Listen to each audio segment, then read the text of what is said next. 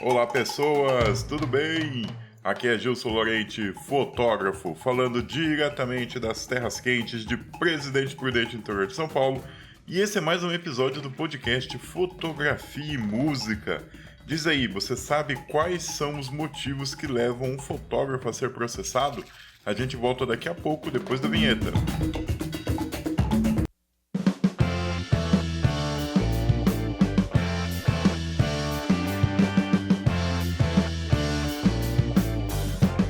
Então, gente, mais um episódio aqui no podcast. Eu tenho 2 recadinhos para vocês antes da gente entrar no nosso assunto. O primeiro é que a partir deste episódio, todos os podcasts Fotografia e Música, além de estarem disponíveis em todas as plataformas, em todos os agregadores de podcast, também vão estar lá no meu canal no YouTube, que é o canal Gilson Lorente. Por que eu decidi isso? Porque o YouTube abriu essa possibilidade para a gente colocar um podcast lá, né? Agora existe uma playlist, né, chamada podcast, que você configura como sendo um podcast, e eu vou testar se a gente vai ter alguma visualização lá, se a gente vai ter ouvintes, quem sabe o pessoal que já acompanha o canal. Se você gosta de fotografia e se você gosta de música, nós temos 2 canais no YouTube, né? Tem o canal Gilson Lorente, que só fala de fotografia, e onde estou ministrando o curso de introdução à fotografia totalmente gratuito. E a gente tem o canal Fotografia e Música, que é um canal que fala só de música. Vou deixar o link dos 2 canais aqui na descrição do podcast. E o segundo aviso é que está à venda na Hotmart o curso de Fotografia como Arte, onde eu ensino você a fazer ensaio fotográfico, eu ensino você a fazer fotografia fine art, eu ensino você a fazer fotografia autoral e eu dou um toque para você de como participar dos grandes editais de cultura, de artes visuais, para você poder ganhar dinheiro com a sua fotografia. Está lá no Hotmart e o valor é bem pequenininho, apenas R$19,90 para você adentrar nesse mundo da fotografia artística. Link aqui na descrição do episódio.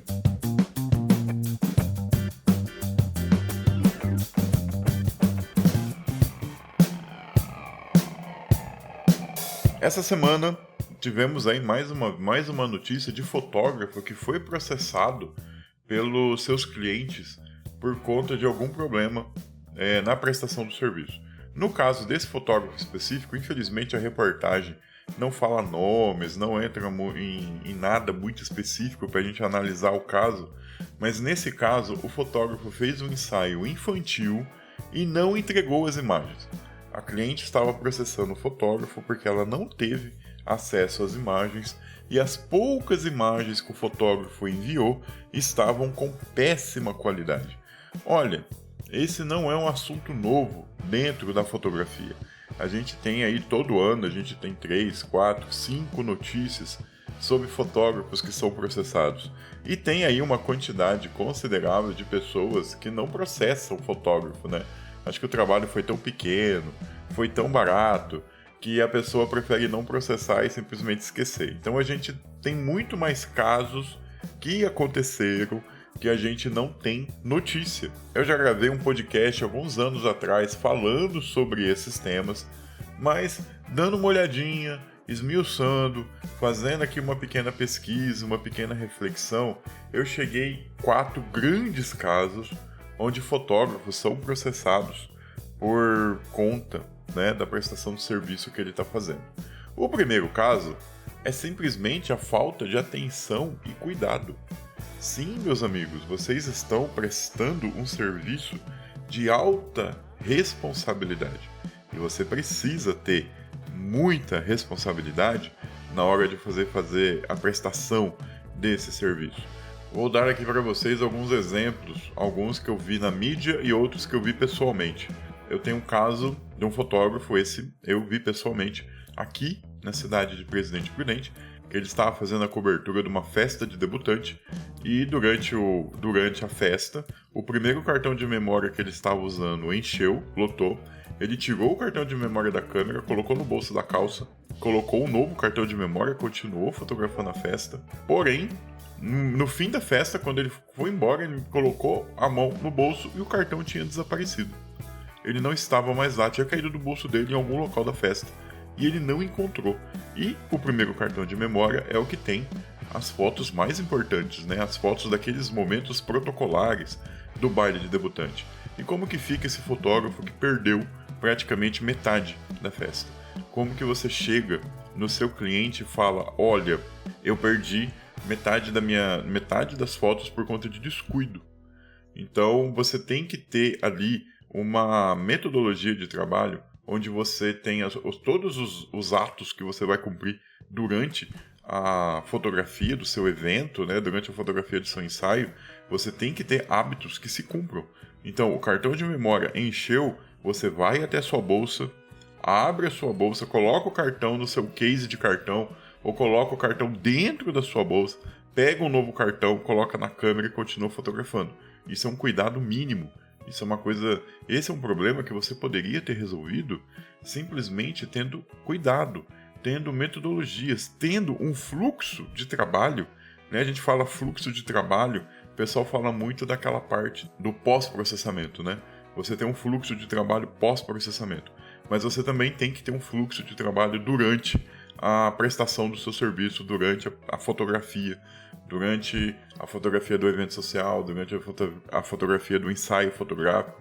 Então você tem que ter um fluxo de trabalho bem definido. O segundo caso, e esse eu vi na mídia, não aconteceu no Brasil, aconteceu nos Estados Unidos, uma fotógrafa de casamento saiu do casamento, lembrando que nos Estados Unidos a maior parte dos casamentos são feitos na parte da manhã e não na parte da noite, como a gente faz aqui no Brasil. Essa fotógrafa foi fazer um casamento na parte da manhã, fotografou, ela e o assistente, saíram desse casamento e decidiram parar numa sorveteria e tomar um sorvete. Encostaram o carro na frente da sorveteria, saíram para tomar o sorvete, a bolsa da câmera ficou no banco de trás com as janelas abertas. Alguém passou, pegou a bolsa e levou embora. Então ela perdeu, além dos equipamentos, ela também perdeu os cartões de memória com as fotos daquele evento. Eu tenho solidariedade à pessoa que perde os equipamentos, que deve ser uma coisa muito triste, principalmente se chegar alguém e roubar. Mas o casal que ela fotografou não tem culpa dela ter tido esse descuido monstro. Então, se você sai de um evento social com os cartões de memória, com as fotos, que é a coisa mais preciosa que você tem ali naquele momento, são os cartões de memória com as fotos, você simplesmente vai direto para sua casa. Ou você se preocupa muito com a segurança daquelas imagens, que é muito importante. Então, esse é o primeiro ponto. Eu não vou falar de muitos casos, porque senão esse episódio fica muito longo, mas eu vou falar de pequenos casos desses quatro tipos de descuido, né, de problemas que o fotógrafo pode enfrentar. Então, o primeiro é descuido, falta de atenção, falta de um fluxo de trabalho bem definido, falta de você pensar, olha, se isso pode dar errado, vai dar errado. Então, pode dar errado. Então, você tem que tomar precauções para que essas coisas não aconteçam. O segundo motivo que faz um fotógrafo ser processado é a falta de conhecimento. Então, eu vou lá, eu compro uma câmera fotográfica, eu compro um flash e eu acho que está tudo certo. Que ele é um equipamento fácil de usar como um celular, que ele é um equipamento que eu vou botar aqui no automático, ele vai dar conta de tudo, e eu saio para fazer um evento, eu saio para fazer um aniversário infantil sem ter conhecimento. E daí eu entrego para meu cliente fotos tremidas, fotos desfocadas, fotos mal enquadradas, fotos sem composição nenhuma, às vezes numa quantidade muito pequena. Então, o cliente olha para você e fala, não, eu odiei isso aqui. Aqui a gente tem dois pontos. Uma, o cliente te contratou sem ver o seu trabalho. Isso acontece muito quando você está cobrando barato. Quando você está trabalhando para o público C, né, que a gente fala lá que é o público que eles querem só preço e eles contratam você apenas pelo preço sem ter uma avaliação do seu trabalho. Quando a gente está trabalhando com o público B ou público A, a gente já sabe que eles querem ver as suas fotos antes para ter certeza se eles estão contratando um bom profissional. Porém, o público C costuma não ter essa preocupação. Mas na hora de você entregar, a pessoa quer o mínimo de qualidade. A pessoa quer pelo menos que o que você está entregando seja melhor do que o parente dela faria com o celular. E quando isso não acontece, óbvio, vai gerar reclamação, vai gerar processo, vai gerar muita dor de cabeça para o fotógrafo. A gente vê muitos casos na mídia de pessoas reclamando de fotógrafos porque entregaram um trabalho extremamente ruim. E qual que é meu conselho para você? Meu conselho é, você comprou uma câmera fotográfica? Ótimo, estude. Existem cursos e dicas de fotografia de graça no YouTube. Cara, não tem desculpa para você não saber utilizar o seu equipamento fotográfico. Não tem dinheiro para pagar um curso. Cara, tem muito conhecimento gratuito e de qualidade no YouTube. É só você procurar. Claro que as pessoas preferem vídeo, mas tem muito texto em blog também. Coisa que foi escrita 10, 12 anos atrás, quando os blogs estavam bombando, mas que estão na rede ainda e são conhecimento de alta qualidade. Então é só você procurar na internet que você consegue aprender fotografia. Isso é a parte técnica.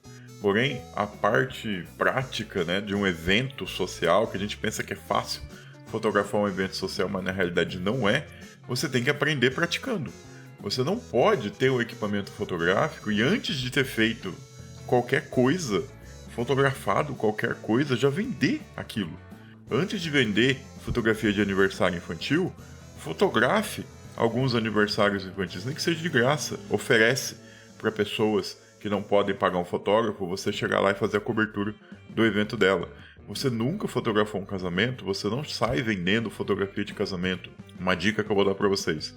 Procura a Igreja Católica, normalmente eles têm uma pastoral que cuida das pessoas mais carentes da comunidade e através dessa pastoral você tem acesso a pessoas que vão casar e não tem dinheiro para pagar um fotógrafo.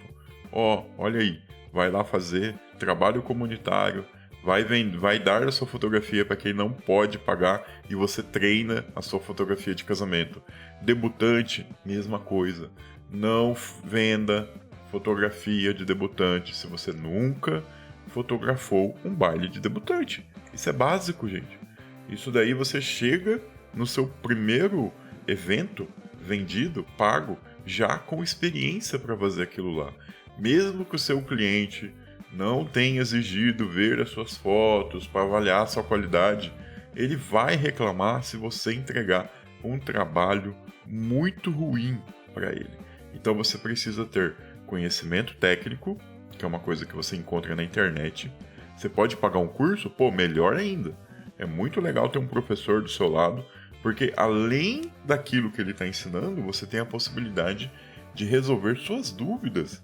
E às vezes a gente aprende muito mais nas coisas que a gente pergunta do que nas coisas que a gente simplesmente olha na internet. E você precisa praticar. Você precisa ter prática. A terceira coisa que pode levar você a se dar muito mal no mundo da fotografia profissional e acabar sendo processado por um cliente descontente é você não ter equipamento. Mas peraí, mas se eu vou vender fotografia, óbvio que eu tenho uma câmera. Não estou falando disso. Eu estou falando de você ter 2 equipamentos. Olha só, vamos pensar. Você acabou de entrar no mundo da fotografia. A gente sabe que o mundo da fotografia não é barato. Que uma câmera hoje, se você vai comprar nova, uma câmera aí para você encarar um evento social como casamento, uma festa de debutante, uma câmera ali intermediária, como no caso aí da Canon, uma D90, ou no caso da Nikon, uma D7300, D7200, né? Se você ainda acha essas câmeras novas, né? Porque são reflex e hoje todo mundo só tá querendo mirrorless, você vai pagar 8, 10 mil reais só na câmera, sem lente. Aí você tem que comprar uma lente e você tem que comprar um flash. Aí você pensa, nossa, eu já investi 15 mil reais, agora eu posso trabalhar. Mas pensa bem, você tá indo lá nesse casamento com uma câmera só. E você chega lá e a sua câmera dá problema. Não, mas minha câmera nova não vai dar problema. Será? Você já nunca comprou nada novo que deu problema com pouco tempo? Eu digo que são equipamentos, cara. Equipamentos podem dar problema a qualquer momento. Você pode comprar um carro e ele ficar 20 anos rodando sem dar problema, ou você pode comprar um carro e em 6 meses ele dá algum problema. São máquinas. É um pouco de sorte, é um pouco de providência divina, né? Eu costumo falar que não tem como saber. Então você pode comprar uma câmera usada e ela ficar 10 anos na sua mão sem dar problema, e você pode comprar uma câmera nova e com 6 meses ela dá algum piripaque.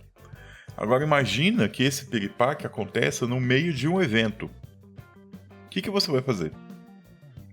Você está lá, no meio de um casamento, a sua câmera para, seu flash para, a sua lente trava. O que você vai fazer? Você vai chegar no noivo e na noiva e falar para eles, olha, então, né, desculpa aí, mas a minha câmera quebrou, eu tô indo embora. Óbvio que você vai ser processado. Óbvio que você vai ter muito problema com isso daí. Porque você tá atendendo pessoas, fotografando um evento que não pode ser refeito. Se você fotografa ensaio fotográfico, a câmera quebra no meio do ensaio, você remarca com o seu cliente. Você fala, olha, a câmera deu um problema, vamos fazer semana que vem de novo, sem custo. A gente continua daqui de onde a gente parou. Agora, em um evento social, não dá pra fazer isso. É só aquela vez, a coisa não se repete. Então, o que você precisa? Ter 2 câmeras, ter 2 lentes, ter 2 flashes. Eu tô aqui, quem me acompanha há muito tempo, sabe que eu parei de fotografar evento. Então, normalmente, sábado à noite eu tô em casa, né? Tô aqui com a minha família, curtindo uma Netflix, ouvindo música. E a cada 3 sábados, a cada 2 sábados, alguém me liga perguntando, cara, eu tô no meio do evento, minha câmera deu problema, você tem uma câmera pra me emprestar? Ou então, olha, meu flash parou de funcionar, você tem um flash pra me emprestar? Não tenho, vem buscar. Manda alguém vir buscar, sem problema. Mas olha só, a quantidade de pessoas vão trabalhar com apenas um equipamento. Vou contar uma história pra vocês. Eu fui fazer um casamento em 2017. E nesse casamento fui eu e minha esposa. E a gente tava com 3 flashes naquele dia. Então tinha um pra mim, tinha um pra ela e tinha um sobrando de backup. Cara, nesse equipamento, 2 flashes deram problema. 2. A gente acabou ficando com um só. Olha só, eu tinha 3 flashes e 2 deram problema no meio do evento. Então, quem tava com a lente mais escura ficou com o flash. Quem tava com a lente lá com a abertura 2.8, com a abertura 1.8, ficou sem flash porque a iluminação da festa estava muito boa. E o problema dos flashes aconteceram na parte da festa. Então a gente conseguiu se salvar. Mas olha só como as coisas acontecem. Você está começando agora. Não tem dinheiro para ter 2 câmeras. Não tem dinheiro para ter 2 lentes. Não tem dinheiro para ter 2 flashes. Você tem 2 opções. A primeira, alugar equipamento. Então, você já coloca no valor do seu orçamento o aluguel de uma segunda câmera com lente e um flash. Essa é a sua primeira opção, caso você não tenha 2 câmeras. A segunda opção é contratar um freelancer para ir com você. No frigir dos ovos, o valor do aluguel do equipamento e o que você paga para um freelance iniciante vai ser quase a mesma coisa. Na questão do equipamento, é você sozinho, você tem 2 câmeras, 2 lentes, 2 flashes. No caso do freelance, você tem mais uma pessoa para te ajudar durante a fotografia. Se a sua câmera dá problema, o freelance tem que assumir o evento até o fim e terminar o que você começou. Essas são as 2 opções. Mas você ir para um evento muito importante, como casamento, debutante, ou mesmo aniversário infantil, que é outro evento que não volta, com apenas uma câmera, sinceramente, a gente faz. Eu vejo muita gente fazendo, e eu já fiz isso no começo da minha carreira. Mas hoje, eu acho muita loucura. Então você tem que se preparar, você tem que estar pronto para encarar essa realidade. E por fim, pessoas, uma outra situação, a última situação que eu acho que é a que mais pega, acho que é a que mais dá problema para o fotógrafo, que é o que mais acontece, que é você não ter backup. Sabe o que é backup? Backup é você, aí sim, ter um fluxo de trabalho assim que você chega na sua casa. Você chega em casa, a primeira coisa que você faz, cara, você não toma nem água. Chegou do evento, eu vou dormir, tô cansado. Não. Seu trabalho não acabou. Senta no computador e descarrega as fotos que estão nos seus cartões de memória. E depois que você descarregou as fotos do seu cartão de memória, você faz backup dessas fotos em um HD externo. Olha, isso pode salvar a sua vida. conheço muitos fotógrafos que só tem uma cópia das fotos. Ah, olha só, eu cheguei aqui, eu descarreguei no meu computador, tá no HD do meu computador e tá beleza, não vai ter problema nenhum. E se esse HD queima? E se você liga o seu computador no outro dia e ele não liga? Dá lá que o HD queimou. Cara, você precisa ter backups das suas fotos, de todas as suas fotos. Quando você vai lá e pensa, vou começar no mundo da fotografia digital, quais são os investimentos que eu tenho que fazer? Você tem que investir em câmera, você tem que investir em marketing e você tem que investir num computador. Mas esse computador não é só o computador. Você precisa ter HDs externos, pelo menos 2. Porque eu mesmo sou assim. Eu chego em casa, eu descarrego as fotos no computador. Então, as que eu vou editar, as que eu vou trabalhar, as que eu vou, dar aquela lapidação, estão no HD do computador. Mas eu tenho cópias dessa foto em 2 HDs externos. Ah, mas você não faz backup na nuvem? Cara, eu não me acostumei a fazer backup na nuvem, porque só recentemente a internet aqui no interior ficou com qualidade para mim fazer um backup, por exemplo. Chega aqui do casamento com 60 GB de imagens. Eu chego fazer o backup de 60 GB de imagens uns 2, 3 anos atrás era doloroso aqui na minha região. Hoje seria tranquilo, mas então por conta disso eu não me acostumei a usar a nuvem. Porém, você tem que pensar o seguinte, a nuvem é apenas o computador de outra pessoa. Então, quando você manda algo para a nuvem, você está mandando, por exemplo, eu tenho a conta no Google Drive, você está mandando para um servidor, para um computador do Google. Esse computador pode dar problema também. Óbvio, isso não acontece muito hoje, mas aí no começo dessa onda de armazenamento em nuvem, a gente teve muito servidor aí que deu pau e o fotógrafo perdeu todas as fotos. O próprio serviço de armazenamento da Canon nos Estados Unidos perdeu muita foto de usuário. E você também, às vezes, fica preso ao que o fornecedor, o provedor, quer também.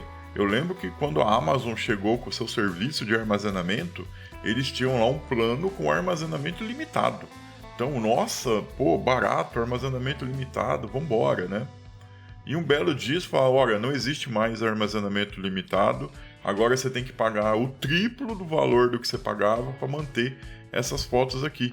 E você fica refém, porque às vezes você tem lá 2, 3, 4 terabytes de foto armazenada no serviço, e você não tem como fazer download disso rapidamente, e você acaba pagando mais para manter aquilo lá, porque você não tem como fazer o download rápido. E você fica refém do que os provedores querem de você. Então eu prefiro, até hoje, ter HDs externos. Tem aqui uns 12 HDs externos, mais ou menos. Então o que eu faço é isso. Eu chego em casa, descarrego as fotos no computador e do computador eu faço 2 cópias externas, ou seja, todas as fotos que estão sendo trabalhadas, que eu ainda não entreguei para meu cliente, eu tenho 3 cópias. Uma no computador e 2 em HDs externos. Assim que eu faço todo o processo de edição, que eu entrego as fotos para o cliente, que ele já está satisfeito, ele não vai comprar mais nenhum produto, eu elimino os arquivos RAW e eu fico apenas com os JPEGs em alta resolução e eu passo para outros 2 HDs. Eu tenho 2 HDs de armazenamento final e eu tenho os 2 HDs mais o HD interno do computador, que ficam as imagens que eu ainda estou trabalhando.